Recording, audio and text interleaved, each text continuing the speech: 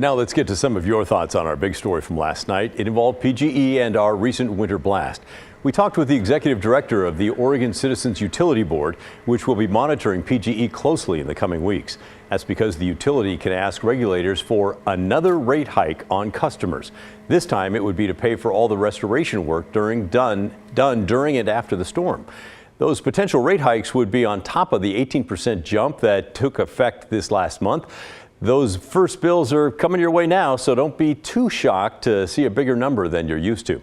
But before we get to your comments on another rate hike, many of you emailed and called with comments like this from David. I just want to say that PGE, I thought they did an exceptional job given the storm that happened. We were out of power for a couple of days. Yes, it was a hassle. Yes, we had to relocate, but that storm was nuts. And I think they did a phenomenal job.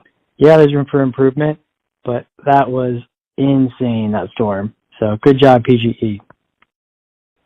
The photos of downed trees and power lines alone show what the PGE crews were up against.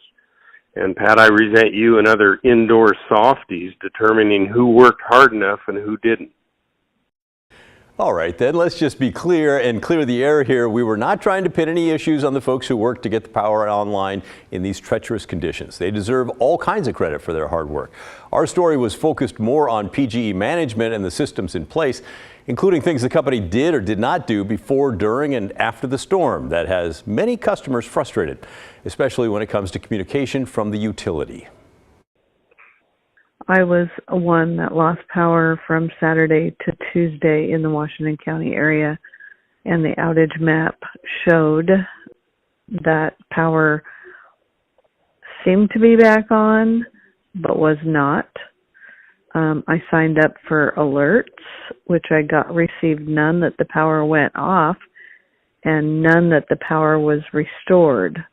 I think their lack of communication and their outage map is big issues for the situation that we went through. A viewer named Matt lost power for 3 days out in Beaverton, and he wrote to us to say PGE should be ashamed of themselves after their horrible rollout of power maintenance during these storms. Their site kept crashing. Support used blanket statements for all social media comments. They gave no estimates or explanations on how they approached county needs, and all of this fresh off telling us they're raising our cost by 18%. He went on, they had plenty of time to be ready for this storm and they sat on their hands. This is what happens when monopolies on resources have full control. It's a joke. Move our power underground, get smarter. PGE dropped the ball here and they know it. To ask for another rate increase to pay back what it's going to cost them to restore the power when they just got a 17% rate increase effective January 1st, that just seems a little obsessive to me. So. All right, thanks for that. Trevor wrote in to say, I personally believe PGE needs to handle this without gouging its customers to help cover a stopgap that could have been partially avoided in the beginning, staying proactive on their end rather than continue to hike prices for its customers. This situation seems more like mismanagement from the top.